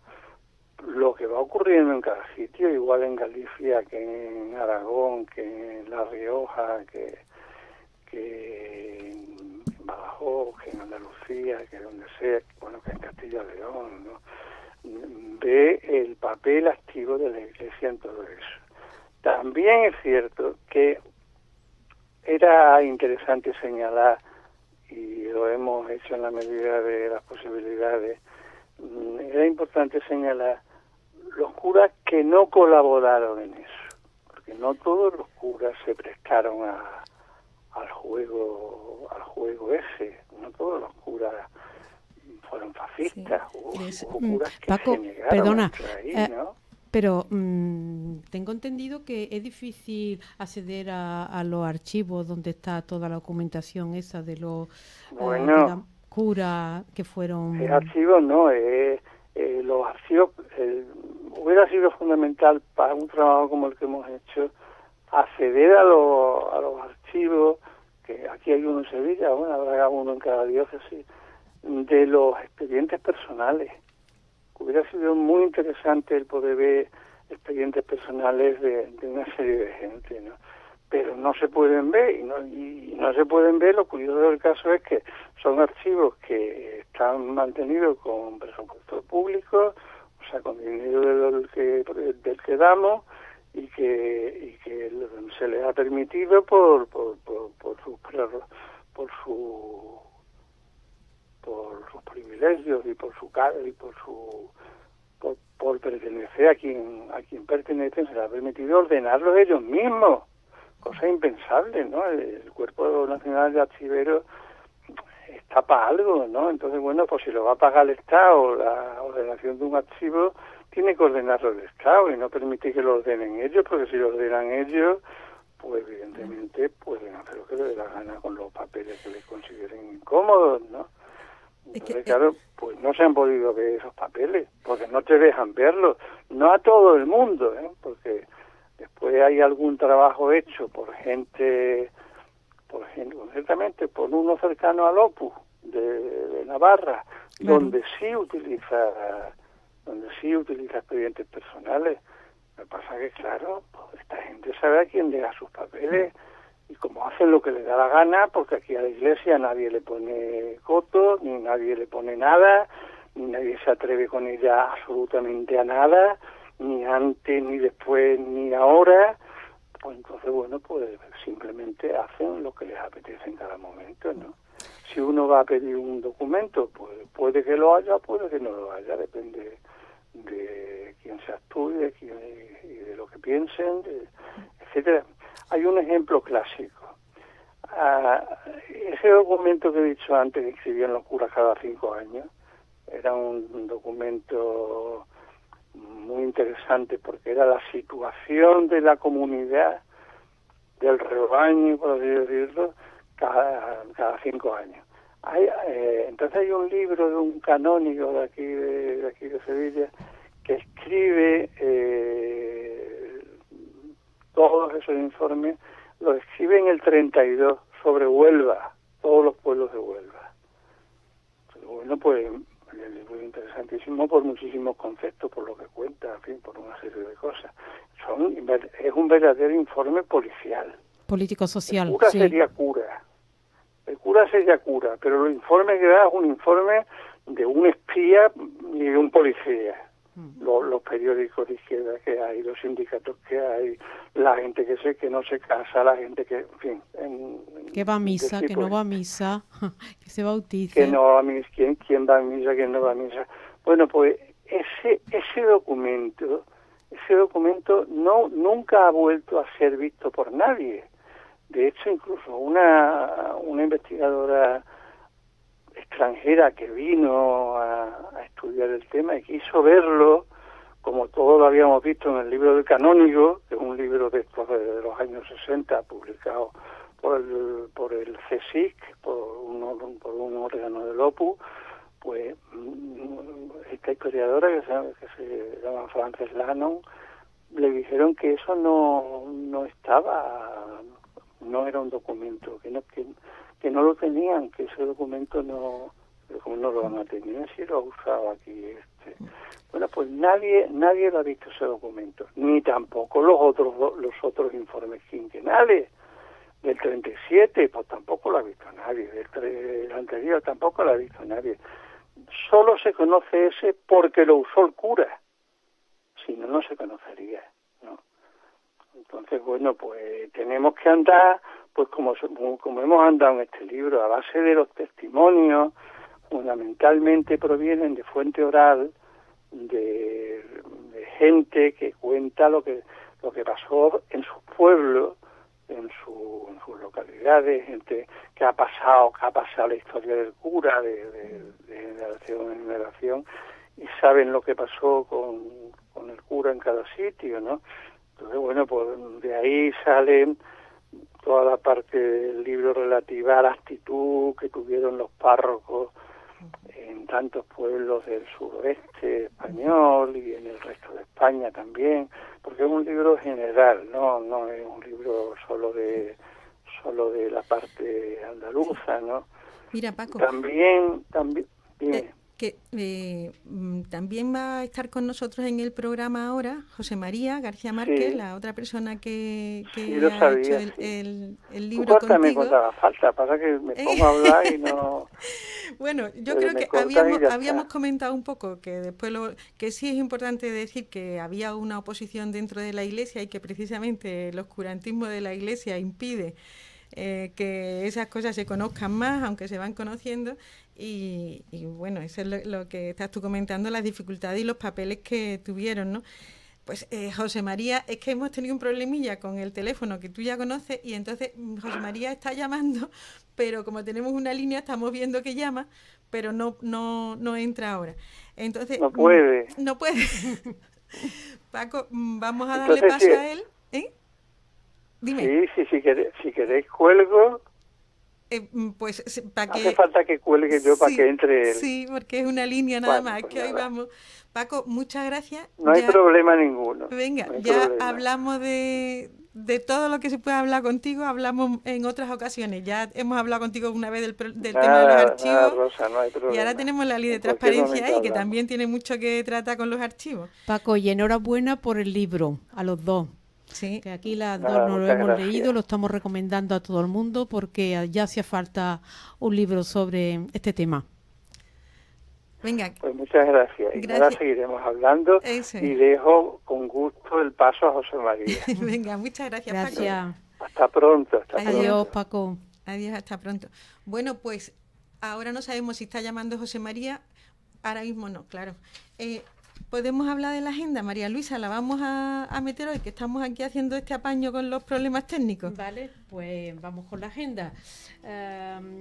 Queríamos contaros que en la campaña de crowdfunding para todos los nombres que ya hemos hablado en programas anteriores, que, como sabéis, la página de todos los nombres es una base de datos muy importante para personas que tienen familiares desaparecidos y demás. Bueno, pues ha sido todo un éxito, se ha logrado la cantidad que nos habíamos propuesto, y que queríamos deciros que este último sábado de mes, como todos los sábados últimos de mes, la concentración de la Gavidia, que como sabéis es la concentración donde se reúnen familiares y asociaciones de memoria histórica, se va a hacer entrega de los regalos, obsequios a aquellas personas que hayan contribuido económicamente en la página. Las recompensas serán libros, chapas, pin, pero como es en Sevilla, solamente para los de la provincia de Sevilla, que lo sepáis, que lo podéis recoger. Me está diciendo Samuel que ya tenemos ahí a José María García Márquez, y entonces le damos paso, Luisa. Vale. José María, ¿qué tal? Buenas tardes. ¿Qué tal? Buenas tardes. Buenas tardes, José María. Con... Bienvenido. Buenas tardes, gracias. Aquí estamos María Luisa López y yo, las dos de Amija, llevando el programa para adelante. Bueno, pues yo no sé si has oído, José María, la intervención de Paco, que nos hemos centrado un poco, aunque nos hemos ido también al tema de archivo, en fin, hay tantísimas cosas que hablar y Paco tiene tantos temas que contar, pero podríamos seguir un poco hablando. Ya dijimos la influencia de la Iglesia, o la participación de la Iglesia en el golpe y por qué, y podríamos centrarnos ahora un poquito en la época de la dictadura, que hay ahí toda una evolución. ¿Es el soporte o es uno de los grandes soportes ideológicos la Iglesia, el nacionalcatolicismo que se llamó, de la dictadura? Pues sí, sin duda, sobre todo en su primera etapa. De hecho, el nacionalcatolicismo, como se le suele llamar, pues quizá no sea más que el catolicismo franquista, o sea, la identificación de la Iglesia con el Estado totalitario, ¿no? Es lo que le da gran parte de la cobertura ideológica que tiene el régimen. Incluso hay historiadores como Richard Viñes, que dice que la Iglesia no colaboró con el franquismo, sino que formaba parte del franquismo, ¿no? El Estado se convirtió en confesional, ¿no? Y lo primero que hizo fue ir incorporando, ¿no?, la moral católica, la religión católica, a la ley, como si fuera la sharia musulmana de algunos países, ¿no? Claro, la dictadura lo que hace es acogerse a la religión por su interés también de irse presentando de cara a Europa con otro barniz ideológico, no tan puramente fascista como en los primeros años, ¿no? La Iglesia apoya al régimen y a cambio, pues claro, recibe prerrogativas de todo tipo, de todo tipo. ¿El concordato? Eso queríamos preguntarte, José María, que el concordato que firmó la dictadura con el Vaticano en 1963 hizo que fuese que se reconociera el país que reconoció por primera vez a la dictadura. Sí, a la dictadura, sí. El concordato. Bueno, el concordato. Exactamente, es un acuerdo Iglesia-Santa Sede, y ahí se recogen un montón de, en fin, las relaciones que iba a tener el Estado español, la dictadura, con la Iglesia, y tiene una serie de privilegios que decía Paco Espinosa, que algunos llegan hasta hoy, ¿no? El concordato es pieza clave. Y también los privilegios que se regulaban en el concordato, de hecho, estaban prácticamente todos en marcha ya desde que terminó la guerra. El concordato lo que hace es dar una forma jurídica a muchas prerrogativas que ya existían desde los primeros momentos. O sea, eso no se puede olvidar. De hecho, las primeras cuestiones que consigue la Iglesia son la derogación de toda la legislación civil de la República, ¿no? La ley del matrimonio civil, la del divorcio, todas esas, la secularización de los cementerios, todo eso se quita de en medio, se vuelven a levantar las tapias en los cementerios, ¿no? Y desde primera hora se empiezan a conceder, ¿no?, prerrogativas incluso más allá de lo que luego fue el concordato. Verás, cuando estaba todavía terminando la guerra, que todavía no había ni siquiera acabado, el Estado, el gobierno, en este caso el gobierno de Burgos, ¿no?, estaba pagando a los sacerdotes que se mandaban a los pueblos que se iban ocupando. Imagínate, o sea, lo que se estaban haciendo. Cuando termina la guerra, ellos se dan cuenta de que con la depuración del magisterio tan grande que habían llevado a cabo, faltan muchísimos pueblos en este país que no tienen maestros, y que los que tienen, los que se han quedado, no quieren ir a los pueblos pequeños. Porque claro, están mal comunicados y tal, y en España son más de 3.000 los pueblos que no llegan a 500 habitantes. Bueno, pues la Iglesia consigue, ¿no?, que sus curas puedan encargarse de esos colegios. Y no estaban preparados para la enseñanza, estaban preparados para adoctrinar. Eso se hace por ley, ¿no?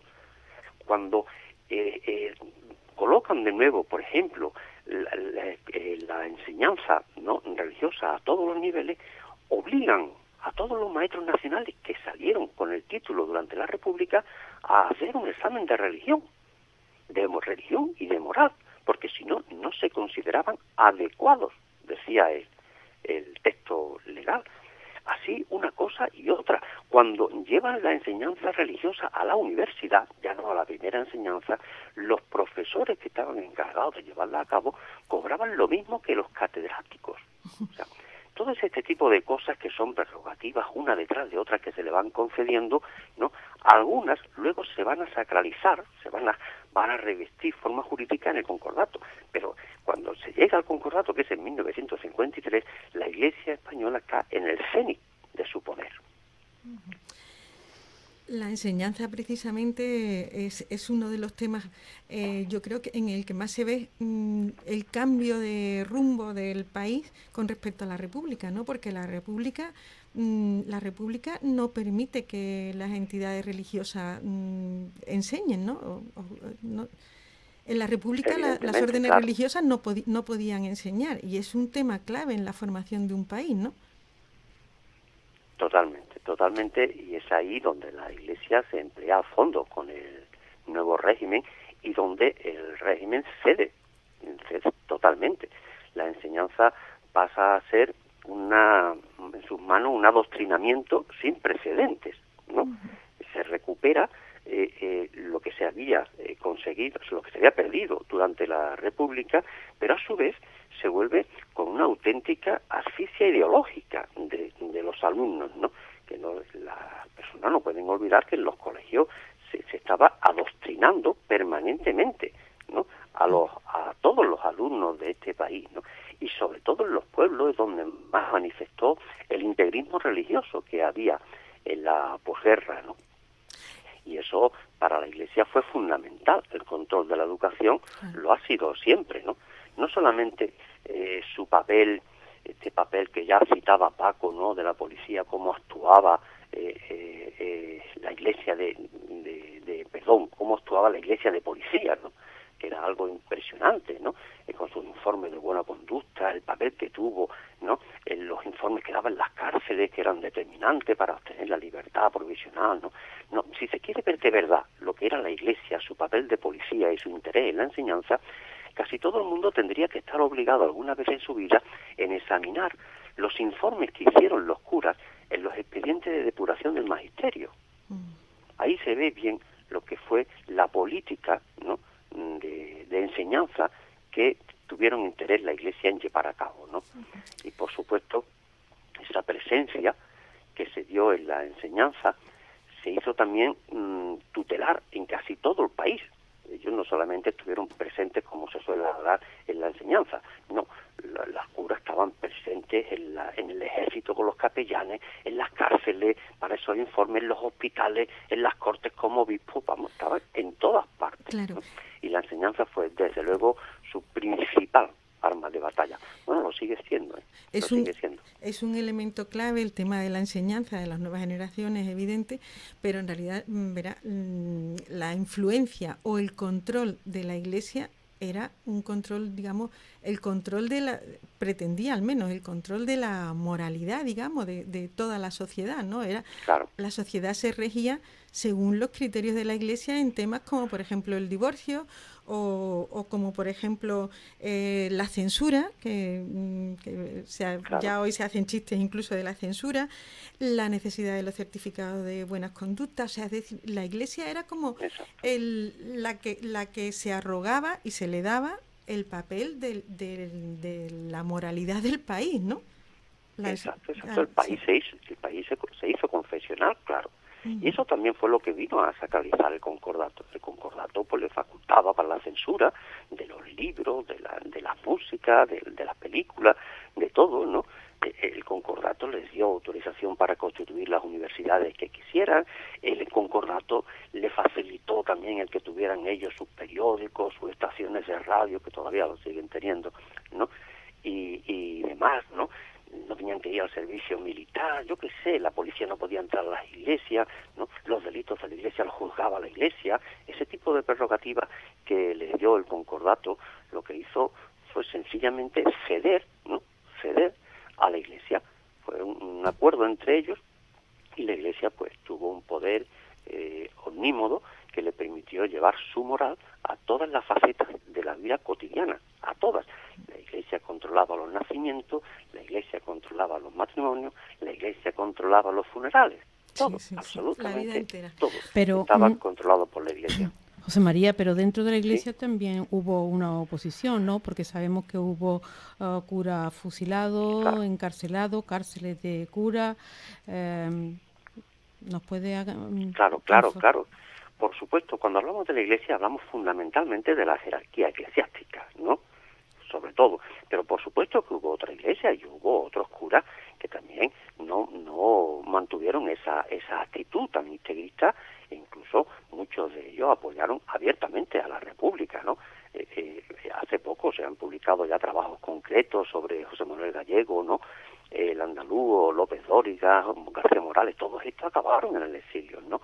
O Francisco González, el cura de Mijas, que mataron, a Matías Usero, también el gallego, también lo mataron, o ¿cómo se llamaba? Mendoza, Manuel Ramón Mendoza, el cura párroco de la Mamola de Granada, murió combatiendo en el ejército republicano.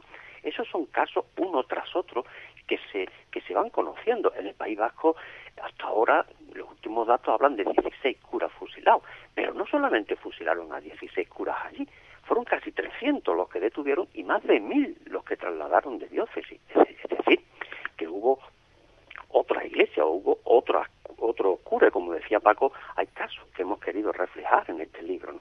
Y eso continuó así también durante la dictadura. Vosotros recordaréis cómo se creó la cárcel de Zamora, que se le llamaba la cárcel concorditaria, ¿no? Como si fuera la cárcel del concordato, ¿no? Bueno, pues en los últimos 3 años de la dictadura pasaron por allí 120 curas detenidos. Eso quiere decir que había otra iglesia. Y no hablamos de lo que fueron las asociaciones cristianas, ¿no? Y los movimientos obreros cristianos, ¿no? Que tuvieron un peso indiscutible en los últimos años de la dictadura y en la transición.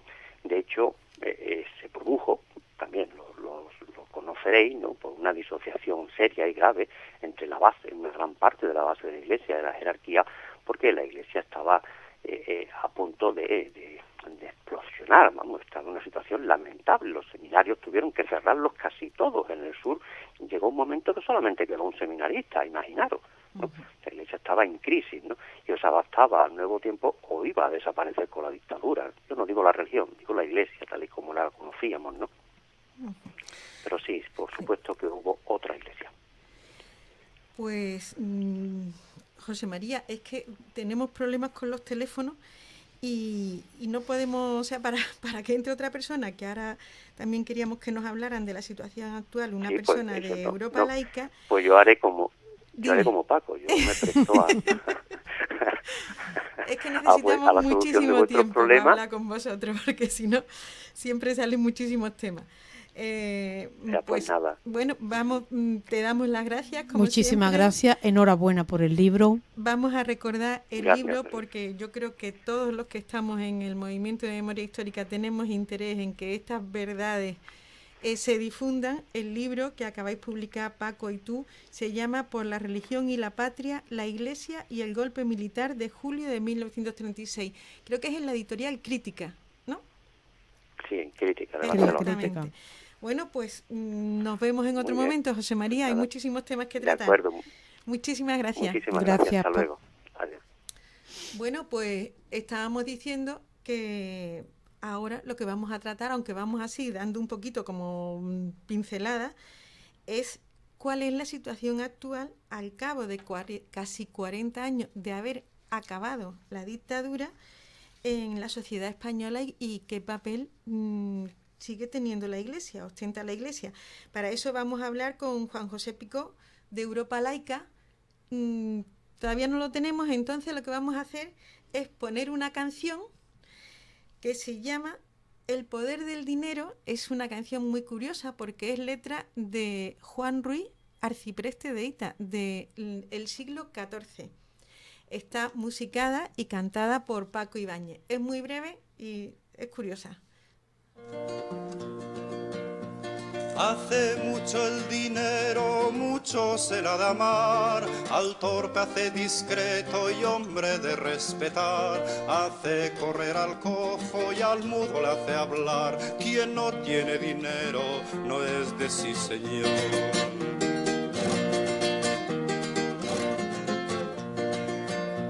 También al hombre necio y rudo labrador, dineros les convierten en hidalgo doctor. Cuanto más rico es uno, más grande es su valor. Quien no tiene dinero no es de sí señor.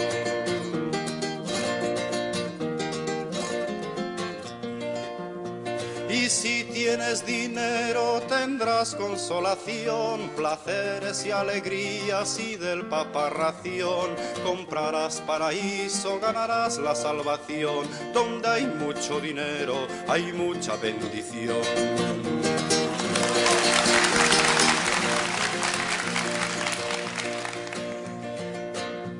Él crea los priores, los obispos, los abades, arzobispos, doctores, patriarcas, potestades. A los clérigos necios da muchas dignidades. De verdad hace mentiras, de mentiras hace verdades.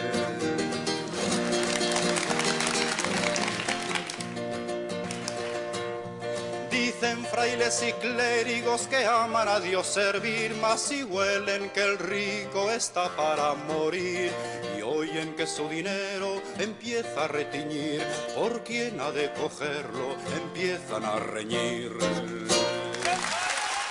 Bueno, pues esta es la canción El poder del dinero, que ya hemos dicho del arcipreste de Hita es la letra, o sea, desde hace más de 700 años. Y podríamos decir que poco ha cambiado la humanidad en este tiempo y que poco ha cambiado también la Iglesia. El poder del dinero sigue siendo casi omnímodo. Pensamos que no del todo, que hay gente que valora también muchísimas otras cosas. Bueno, me dicen que ya tenemos ahí a Juan José Picó.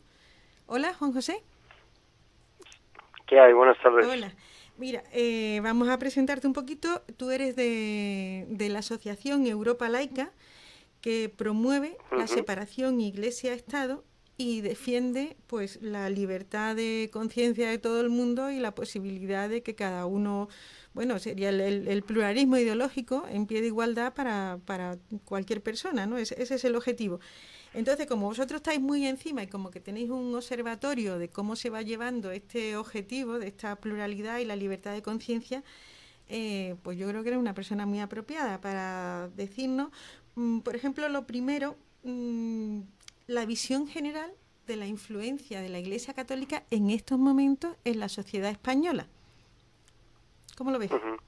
Bueno, pues muchas gracias. Yo creo que has identificado claramente cuáles son los objetivos de Europa Laica, una asociación que aunque se llame Europa Laica, pero básicamente estamos trabajando aquí en España, aunque tenemos contactos con otras organizaciones laicistas, también de España y también de Europa.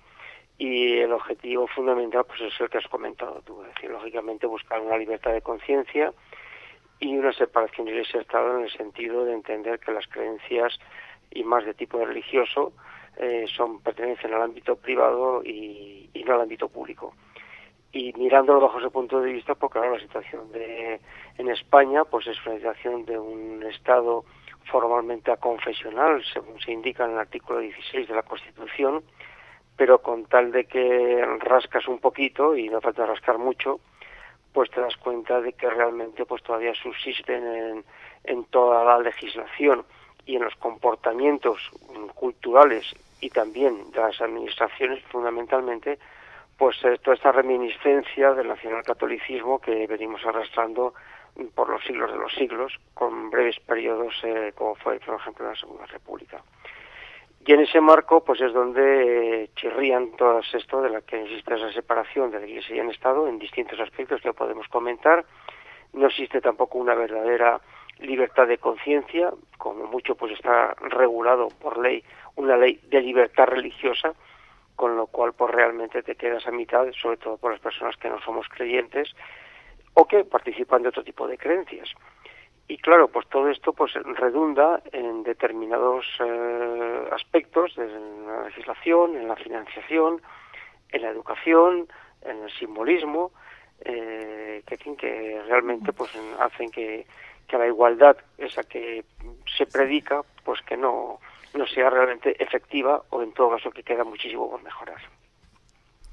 Juan José, la Iglesia Católica está financiada aquí en España por el Estado.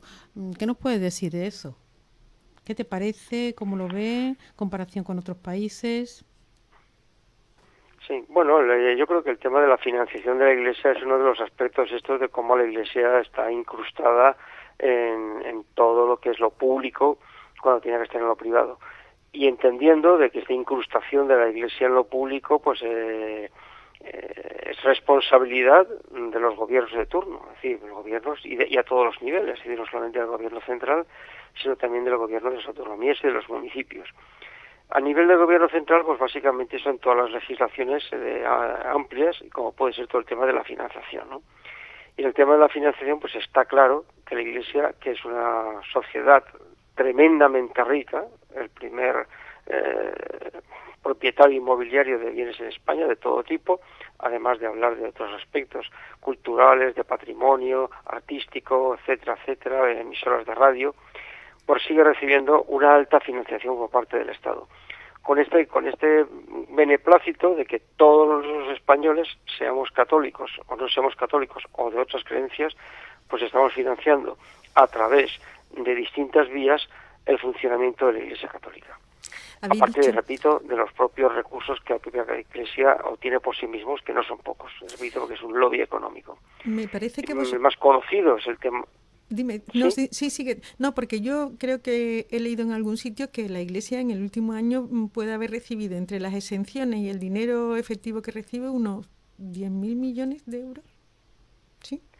Sí, nosotros como Europa Laica, y pese a la falta de transparencia y el oscurantismo que existe en este aspecto, tenemos identificados que un mínimo de unos 10.000 millones de euros entre financiación directa y distintos tipos de exención, y también lo que deja de ingresar el erario público por distintas excepciones que son realmente privilegios, más o menos es lo que tenemos estimado, del orden de unos 10.000 millones de euros al año.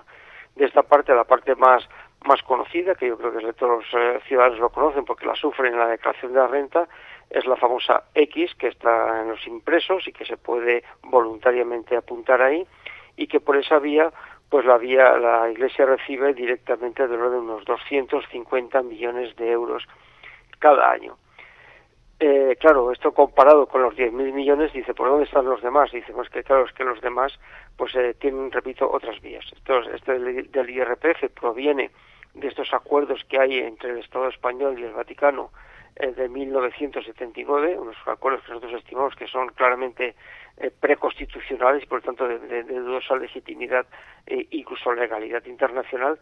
Pero es que también existe, pues repito, pues muchas cosas que no son conocidas. Pues, por ejemplo, pues, entender que, por ejemplo, todos los centros de diario católico de la privada concertada pues pueden recibir alrededor de unos 4.600 millones de euros al año, que toda la obra y asistencial de la Iglesia, que tanto se vanagloria de llevar a cabo y que nosotros, bajo el punto de vista humano, no tenemos nada que decir, pero sí que decimos que, lógicamente, esto en parte y en una gran parte se está haciendo con dinero público cuando tenía que ser una responsabilidad del Estado. Pues esos son del orden de unos 1.800 millones, unos 800 en ambulatorios, el mantenimiento del patrimonio artístico e inmobiliario de la Iglesia pues del orden de unos 600 millones de euros al año, pese a que después para entrar en determinados museos, en determinadas catedrales, en determinadas bibliotecas, pues hay que pagar un canon. En fin, realmente es un poco oneroso todo esto, por no hablar, repito, de todas las exenciones fiscales y administrativas.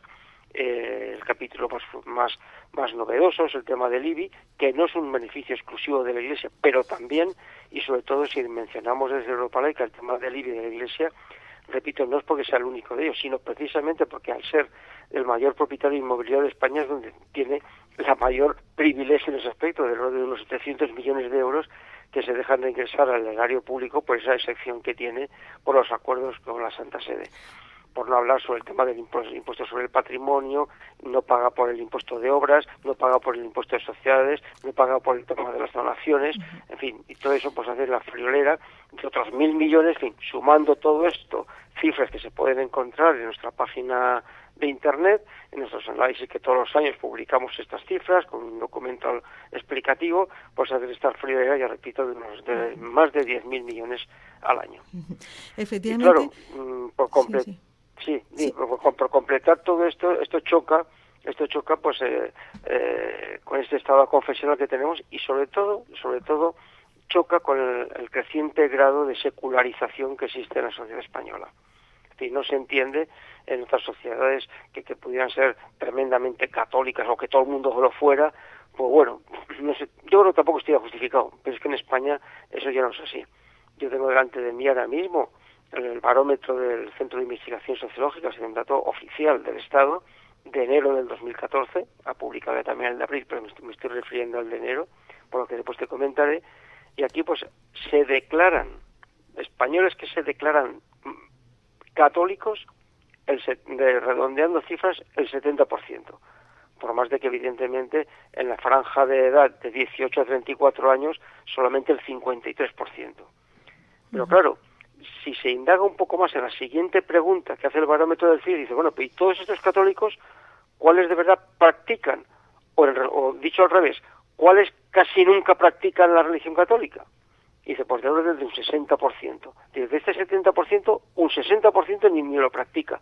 Con lo cual son estos católicos que se dicen que sí, soy católico porque me bautizaron y tal. Lo cual, quiero salir al paso, porque tampoco se trataría un tema de números. Como son muchos católicos, muchos, pocos o los que fueran, pues tienen que tener estos privilegios. Y yo creo que ese es un malentendimiento. Todo esto que estamos hablando, efectivamente, yo quería también hablar el tema de cómo la sociedad española va un poco por delante en un proceso de secularización que después sigue sin reflejarse en lo que es, digamos, la normativa con respecto a la Iglesia, lo que tú decías, los acuerdos. Antes hemos estado hablando con José María García del concordato del 53 que se firma cuando la dictadura. Ajá. Ese concordato, en realidad dicen sigue vigente porque está sin derogar, pero hubo una serie de acuerdos después que modificaron muchísimo el contenido del concordato. Y uno era lo de los temas económicos que tú estabas citando, la exención del IBI. Has dicho que la Iglesia es el primer propietario inmobiliario de España, ¿no? No sé sí, lo es. Así estamos perdiendo mucho dinero cuando no paga el IBI, claro. Bueno, claro, cuando a la Iglesia se le ha planteado esto, la Iglesia dice, bueno, yo por lo menos lo he oído así alguna vez, los acuerdos no son preconstitucionales porque están firmados después de la Constitución, pero los 4 acuerdos son 5 días más tarde de la entrada en vigor de la Constitución. Justo. Es que eso es una falacia. Se firmaron el 3 de enero de 1979 y con cualquier persona razonable puede entender, estos acuerdos llevaban mucho tiempo trabajándose y estaban cocinados al amparo de unos acuerdos que era el concordato, al amparo de una política que luego no tuvo ni la delicadeza de pasar por el filtro de la Constitución, sino que esperarse a firmarlo 5 días después para decir que eran constitucionales. En todo caso, todo este tema, sean o no pre o post constitucionales, lo que está claro es que estos acuerdos superan lo que es el marco constitucional. Porque claro, cuando en el acuerdo de la financiación dice que la Iglesia se autofinanciará, pues llevamos ya más de 40 años y aquí la Iglesia no se ha autofinanciado, sino que los distintos gobiernos de turno le han favorecido ese tema.